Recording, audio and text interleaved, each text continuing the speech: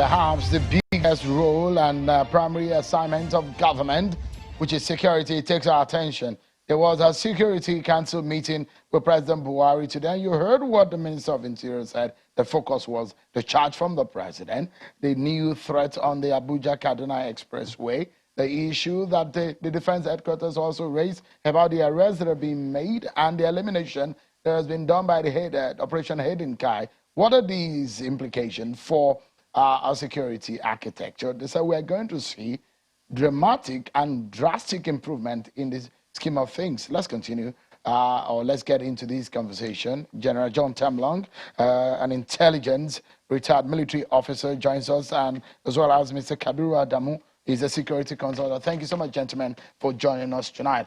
What you heard from the minister today, how does that come to you? Well, thank you very much. It didn't come to me as a surprise. Like he rightly pointed out, this is a festive period, and there'll be a lot of movement of people, especially along the major axis, goods, a lot of trade going on at this period. So you'll find out that these criminals will be out trying to get the best out of the situation. And so it was the right step in the right direction by the president for being proactive in this stage, because by the time we get into December, you know, the movements will be more. So I think what they have done is to look at the situation. The National Security Council, which is, you know, is an organ that is responsible for internal security in the country. It's a constitutional body chaired by Mr. President. And so he has given the service chiefs a marching order to make sure that the road is secured, what we call in the military cleared route, so as to allow people to have free movement to those areas. And as I tell you, before I even came into this studio today, I've been told that there are a large movement of troops along the road now, including the special forces on motorcycles in that area, especially the hotspot areas. Armored vehicles have been deployed on that road. And so it's not business as usual. It's not going to be business as usual for the kidnappers and the bad guys. It is something that the government is always being proactive. I think going forward, there has to be some permanent solution to that situation in that place. And I know that the military is exploring the use of technology around that area and having some fast, mobile, hard-hitting troops that will be able to engage those people as they move around. Early warning, early detection. But the crux of all of this thing is that the fight against terrorism or criminality in the country is supposed to be an all-of-society approach. That means the whole citizens are supposed to be involved. It's not just a matter of the military or security personnel. It's not possible to have them everywhere. You can't have boots on ground everywhere, that length and breadth. But what are the responsibilities and roles of the citizens in carrying out these sort of things? Unfortunately, you know, as they said in Nigeria, once you want to hide anything from people, put them in a book. There are publications, about 3, that address how the citizens or the society should be involved in the security of the country. First is the National Security Strategy, which gives an all-of-citizen and all-of-government approach to security situation. The National Defense Policy 2017, the National Security Strategy is 2019. The National Defense Policy 2017 spelled out clearly the roles of citizens in national defense, taking care of their security. Now, the counter-terrorism strategy, too, which was released, too, is supposed to have guided the citizens. But unfortunately, like we say, it's hidden because Nigerians don't like reading. The states that are supposed to be nearest to the people are supposed to read this document and domesticate them and see how they come in, having clear lines of communication and how reporting system using their own traditional methods, either using traditional rulers and the rest in helping to get the security intelligence. In this sort of operation, it is intelligence driven. Because you can't just go and start bombing the bush and the rest without actually getting clear intelligence as to who is there, where they are moving to, what their intentions to, what their actual strengths are. So this intelligence usually comes mostly from citizens. Right. Yeah. The third schedule, part one of the third schedule of the Constitution clearly states the role of the Security Council. It says they shall have the power to advise the president in the matters of national security and the organization that are involved, that are related to it. Yeah. Advisory is one thing. Whether or not the president takes it is another thing. But the position of the president today, I guess, is based on the advice that he has gotten. And I want to take you to, because you are an intelligence expert, what happened in Zamfara when there was a shutdown of telecommunication service? What happened in Katsina, in Sokoto? Similar efforts have been made, and one would think that within the few weeks that those happened, we should have seen a drastic and dramatic cut down in the operations of these bandits. So, for you, do you think that tactics worked, or we need to have a change? Because it was in the aftermath of that we saw the attack on the University of Abuja, the kidnap, and the attack on the Abuja-Kaduna Expressway. Well, unfortunately, what we were dealing with is so complex, what we're saying asymmetric warfare, and what the French sometimes call enemy dans la maison. We have a lot of enemies within the home. And if you trace properly when they investigate, you find that those who attacked even the University of Abuja, there are insider works inside. And even in those communities that you are seeing. So it's quite complex. Sitting down in this studio, we might think is something that is like the map on this wall. You can see it and do it. It's very complex. There are very many children, people, citizens that are involved in these situations.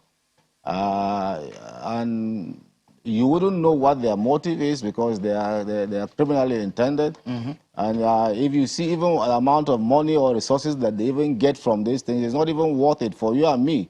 It wouldn't be worth the efforts that they're doing and even the risk they're taking. For the shutting of the communication, you know, it did work, but you see there's a problem there too, that it now prevented the citizens from having a means of communicating with the security agencies. But you see, when that thing was going on, we expected that there should be side by side, the state government should have a capacity building process in conjunction with the security agencies of their citizens on what to observe, what to think that has security value to the security. Because if people are moving here harmlessly, sometimes you might see somebody around this place as a mad person. It might not be a mad person, just disguised as a mad person to take an intelligence and look at what is happening here, those who come in here and go out here. So vigilance is very critical. Absolutely. But the citizens must be able to know too that when you see such things, they are of security interest. Well, I mean, I do think, and that's the reason why I like Mr. Kabiru Adamu to come in, because how to galvanize the citizen, like you mentioned, because that seems to be the disconnect in the whole architecture, the security architecture in Nigeria. But Mr. Kabiru Adamu, when the Security Council meeting held and they came out to say there is a threat on the Abuja-Kaduna Expressway, that it looks like a new dimension in some of the security situation in the country. What's your take on what is happening and what's your reading of the implications? Yeah, thank you, Sheung. For me, the emphasis on intelligence and even operations, unfortunately, I think shouldn't have been the remit of the National Security Council. Like you rightly pointed out, that council is meant to advise the president on key security developments. So perhaps more strategic, approach to addressing these security challenges would have been the remit of that council. And I'll quickly explain what I mean. In today's world, data is critical And so I would have expected that by the time all the members of the council come there, what they will be doing is to present data to show Mr. President where progress has been made, where there are gaps, using metrics, and perhaps even M&E, measuring and monitoring and evaluation tools, so that Mr. President sees in a very clear manner, okay, this is where progress has been made, this is what remains to be done. Now, with specific reference to intelligence, I'm a little bit worried that we're still approaching intelligence from that analog view that it used to be, 20, 30 years ago. Intelligence has changed today. The question you asked regarding the shutdown of telecommunication facilities in some of the states, there are experts, and I'm of that view too, that are of the opinion that perhaps instead of shutting it down, we would have gathered intelligence from the communications as against shutting it down, because that again is another means of gathering intelligence. For those who are not too familiar with intelligence, you have at least some basic levels, the TechInt, which is technical intelligence, human intelligence, signal, name them, and several other components of intelligence. So why would you throw away, as it were, this very valuable means for gathering intelligence? If bandits are using the GSM network to communicate, then frankly, you already have a means of gathering intelligence. So why didn't you take advantage of that? And then of course, do the next thing, which is to respond with the intelligence that you've gathered by identifying the actors and then going after them. So again, I believe there are perhaps some gaps, maybe not necessarily with regards to operational issues, but perhaps the strategic approach that would have given direction to all of these things, because that, I believe, is what the council is meant to achieve. But this critical point that you raise, on whose table does this responsibility fall? So, Shion, to be very frank, it's a challenge within our national security architecture, for lack of a better word, coordination.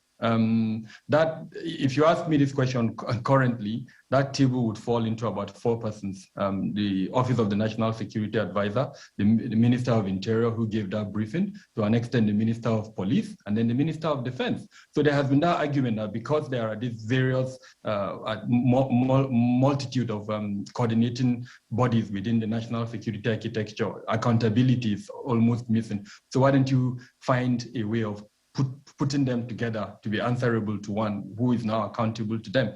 But again, at the crux of that is the absence of monitoring and evaluation within the security architecture. There should be a way of measuring performance so that during this type of high-level meetings, such as the National Security Council, what they're doing is doing an evaluation, an assessment to see where progress has been made, and then of course accountability can now come in. So, I mean, that we know for what we have said now, those whom we need to probably look at their actions and their activities and their responsibility in this respect. From what Gerald Temlong said earlier, he mentioned the issue of citizens' role in all of this. You see something, you say something. But I'm not sure there is a mechanism to allow the citizen to actively participate. I'm not sure whether or not our security architecture allows things to drill down to the locals to be able to participate in it. It does look to me like the security architecture, as highlighted in our constitution, is high up there, and perhaps the cry that the issue of state policing, community policing needs to be effective. If you look at what happens in other climes where there is federalism, where you have at the very left the sheriff at the local level who are in charge, you can also identify those who are coming new faces in your community, which I'm not sure that operates in Nigeria. How do we begin that kind of engagement if we really want a active citizen participation in our intelligence gathering or security network? So General Tenglong gave us the answer, but I would differ to him in the manner of implementation. Now, he said these are encapsulated in several documents, and he gave 3 of them. Now, when those documents were launched, especially the last one, which is the revised National Security Strategy 2019, some of us, including myself, indicated that that document needs to be taken down to the people. In other words, and like he rightly said, the governors do have a key role to play in not just embracing that document, but introducing that document to the people. So yeah, we do have beautiful strategies. In this instance, using the example of the revised National Security Strategy, that document attempted to democratize security in the country. Now, what we had before the revised National Strategy 2019 is a state-centric approach to security. But that document, for the first time in our history, promised us a citizen-centered security. And I remember, in the words of the current National Security Advisor, that it's a paradigm shift where the citizen will be put forward. And that is where elements like community policing came in, and several other components to democratize security. In fact, the term human security entered our lexicon in Nigeria, which is a term that is now universally accepted. Last week, I run a consultancy, and I delivered a paper at a conference, which is the first of the private security conference held in Nigeria. And now, incidentally, that conference had the participation of the the Civil Defense Corps, and the Controller General was there himself. Why this is important is there are shown 1,300 registered or licensed security companies in Nigeria. And we realized during that conference that that sector alone was providing employment for between 3 to 5 million directly. And that if you now look at the value chain of the private security sector in Nigeria, you're talking about 10 million people. Now, imagine if that 10 million are incorporated into the national security architecture. Can you begin to imagine the intelligence that will be generated from that 10 million? Currently, that is not being done at the moment. So again, I would go back to that initial statement I mentioned. We need to digitize our intelligence gathering. All of this information, imagine if 10 million individuals within that value chain of private security industry are now generating reports, and that report is being harnessed by the civil defense. And then imagine if all the other agencies, 27 of them within the national security architecture, are also generating information. And there's a fusion center where all of that is coming in. I mean, what more would we want in terms of citizen participation? Already, you were probably looking at about 20. So let me bring back General, and I want us to look at the way forward. I mean, we heard what, and we must also applaud our military for their gallantry on the war front. I mean, especially those who are in the Northeast, the kind of elimination that they're talking about. When we see attacks on the officers and the military, we feel so sad, because these are men who are fighting for the integrity of the nation. But to wrap up this conversation, you started the conversation about citizens' role, but the Constitution has shaped how our security architecture will work. But I'm not sure it has given us that opportunity to be able to infuse a citizen in that network. If you are to speak to those who are in charge tonight on this program, where do you think that you start from? Well, thank you very much, Sean. I think President Muhammadu Buhari has actually looked at this situation, and recently the Minister of Defense approached him that he wanted to do a comprehensive reform of the Ministry of Defense and the Armed Forces. And a committee to that effect was set up. The report was presented. Your TV station carried it out at the Defense College in April. The President has again approved an implementation committee to implement the 72 recommendations of that committee. Now, that committee is, after looking at it, the first committee in itself, apart from looking at the Ministry of Defense and the Armed Forces, recommended that there should be a comprehensive security sector reform, which includes the police and the security services. Now, it is in this regards that when you start looking at the comprehensive security sector reform, that you cascade it down to the citizen on the ground. Now, what you need to do is, for the way forward actually is that if the reforms as they are going on, is looking at it holistic, is not looking at it sectorally. And so you need to, we're not inventing a new wheel, so what we're doing is that some people have invented the wheel, and we are supposed to adapt it according to our own situation.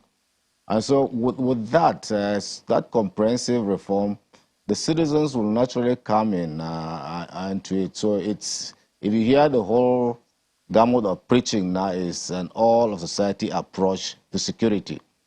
And as you do this, you factor it into the architecture. At what level do this thing come in? At what level do these ones come in? At what level they come in? And there is nothing more important than human intelligence. You can talk about all the satellite and the rest, but above all, at the end of it, is the human intelligence that is the most important. Well, we're totally out of time. I wish I could give Mr. Kabura Adamu just about 10 seconds to wrap up. That would be fair enough, isn't it? Mr. Kabura Adamu, your final word, just a statement. I believe we need to decentralize security. Let the states be a little bit more involved in certain components of security, and then, of course, the local governments too.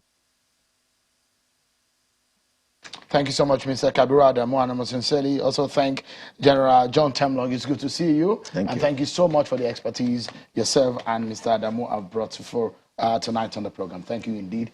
And we're hoping that everyone who is involved in some of these issues will take cue from what we said tonight. That's our show for tonight, everyone. Many thanks for watching. I'm Sean Kimale. Bye for now.